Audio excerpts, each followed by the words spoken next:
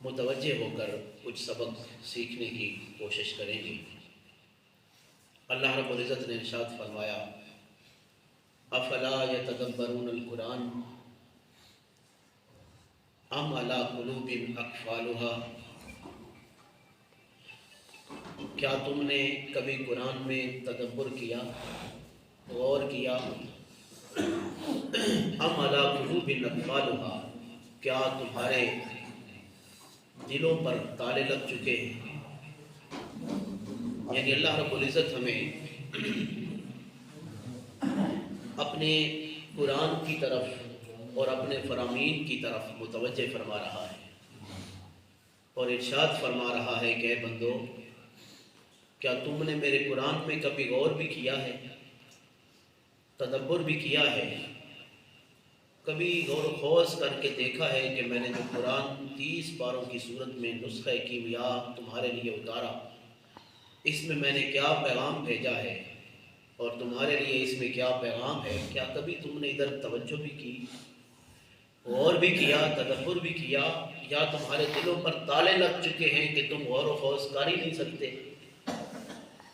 تو یہ استفہامیہ انداز ہے اللہ رب العزت کا۔ یقیناً وہ خالق، وہ مالک، وہ قادر، ہمیں ہر نعمت سے مالا مال کرنے والا، ہمیں دنیا و ما فیہا کی نعمتیں عطا فرمانے والا، سب سے زیادہ حقدار ہے کہ ہم اسی کی ذات کی طرف متوجہ رہیں اور اسی سے محبت کریں اور اسی سے پیار کریں اور اسی کے ہر پیغام کو ہم اپنے دلوں میں، اپنے گھروں میں جگہ دیں۔ بڑی سادہ سی مثال ہے دوستوں کہ جب ہم متوجہ ہوتے ہیں اپنے کسی مجازی دوست کی طرف، ہمارا چاہنے والا ہوتا ہے یا ہم اس کے چاہنے والے ہوتے ہیں، ہماری اس سے ایک لگن ہے، دلچسپی ہے، دوستی ہے، پیار ہے، محبت کا رشتہ ہے، الفت کا رشتہ ہے، جب ہم اس سے محبت کرتے ہیں تو ہم انتظار میں رہتے ہیں کہ اس کا کوئی پیغام ہمیں ملے، اور جو ہی اس کا کوئی پیغام ملتا ہے، اس کا خط ہمیں موصول ہوتا ہے، تو ہم اسے بڑی دلچسپی سے پڑھتے ہیں، ایک ایک لفظ کو بڑے غور سے، بڑی محبت سے پڑھتے ہیں کہ میرے دوست نے میرے لیے کیا لکھا ہے، کون سا لفظ استعمال کیا ہے، اور اس کے لہجے میں کیا ہے، یعنی شدت ہے، پیار ہے، کون سی لینگویج اس نے استعمال کی ہے، یعنی ہم اس کا خط بڑی محبت سے پڑھتے ہیں۔ اگر ہم خود پڑھے ہوئے نہیں ہوتے تو پھر ہم کسی پڑھے لکھے کے پاس لے جا کر اس خط کو پڑھوانے کی کوشش کرتے ہیں کہ دوست یہ خط مجھے پڑھ کر دیجئے کہ میرے دوست کا خط آیا ہے، میرے دوست کی تحریر آئی ہے میری طرف، تو مجھے پڑھ کر سنائیے کہ میرے دوست نے میرے لیے کیا لکھا ہے۔ تو جب وہ ہمیں پڑھ کر سناتا ہے تو پھر ہم مزید خوش ہو جاتے ہیں کہ ہمارے دوست نے ہمارے لیے یہ پیغام بھیجا ہے۔ مطلب یہ ہے دوستوں کہ جب ہم پڑھے لکھے نہیں ہوتے، خود پڑھ نہیں سکتے، تو اور طرف بھاگتے ہیں اور پوری کوشش کرتے ہیں کہ جتنا جلدی ہو سکے یہ ہمارے دوست کا خط ہمیں کوئی بندہ پڑھ کر سنا دے۔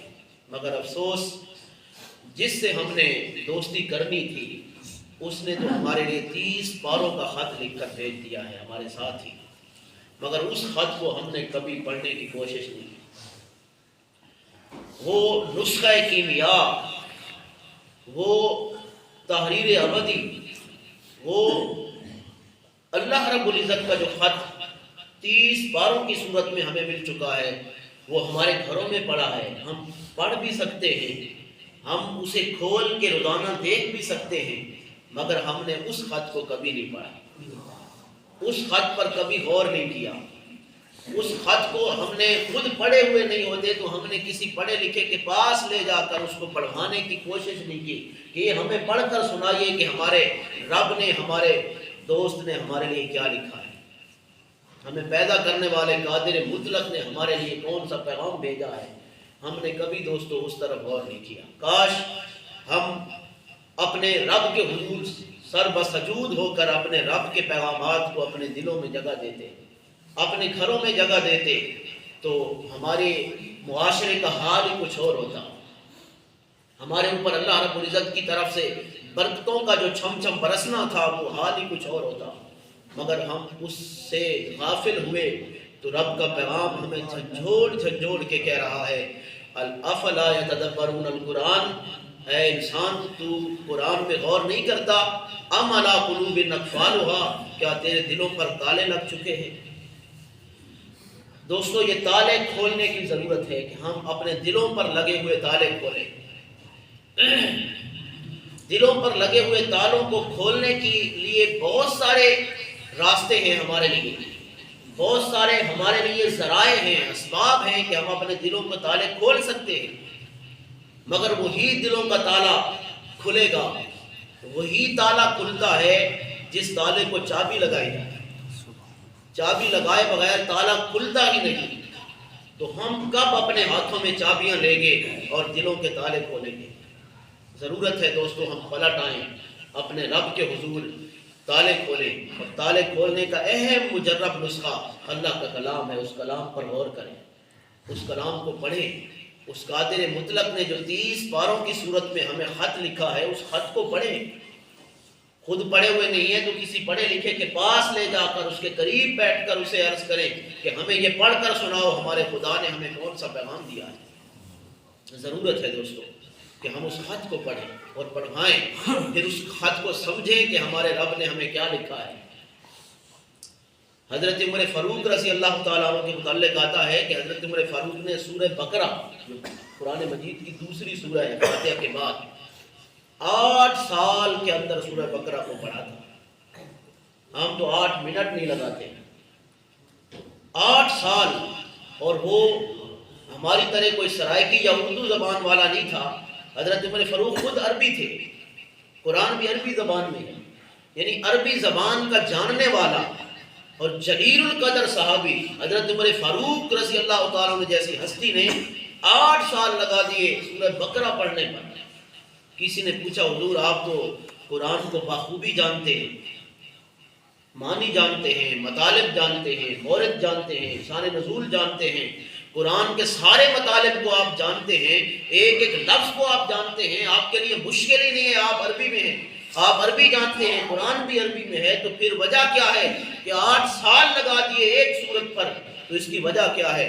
تو آپ نے جواب دیا برخوردار 8 سال اس لیے لگے کہ جب بھی ایک آیت پڑھتا تھا اس آیت کو پھر اپنے اوپر ڈھالنے کی کوشش کرتا تھا کہ جو رب نے مجھے پیغام دے کر بھیجا ہے پہلے اس پیغام کے مطابق اپنی زندگی کو ڈھال لوں، پھر اگلی آیت پڑھوں گا. جب اس پہلی آیت کے مطابق اپنے آپ کو ڈھال لیتا تھا پھر اگلی آیت پر غور کرتا تھا اور پڑھتا تھا. بھلے اس پر 10 دن لگ جاتے، 1 مہینہ لگ جاتا تھا، 15 دن لگ جاتے تھے، ہفتہ لگ جاتا تھا، مگر میں اس ایک آیت کو اپنے اوپر ڈھالنے کی پوری کوشش کرتا تھا کہ اس آیت کا مصداق بن جاؤں، پھر اگلی آیت کو پڑھتا تھا. اگر وہ اگلی آیت میرے اوپر حاوی ہو کر میرے اوپر پوری اتر رہی ہوتی تھی تو پھر اگلی آیت پڑھتا تھا، نہیں تو پھر رک کر اسی آیت کو اپنے اوپر ڈھالنے کی کوشش کرتا تھا. تو دوستو یہی لوگ تھے جنہوں نے قرآن کو اس حال میں پڑھا کہ اپنے اوپر اس قرآن کو اتارا اور پھر اس قرآن کے مطابق اپنی زندگیوں کو ڈھالا اور سنوارا. تو پھر ان لوگوں نے اسلام پر جو آنے والا وقت تھا راج کیا. انہوں نے اسلام کے اختلاف رکھنے والے ہر فتنے کی سرگوبی بھی کی. وجہ یہ تھی کہ انہوں نے اللہ رب العزت کے جو خط لکھے ہوئے تھے 30 پاروں کی صورت میں اللہ کے پیغامات تھے ان کو دل میں جگہ دی تھی، ان کو پڑھا تھا.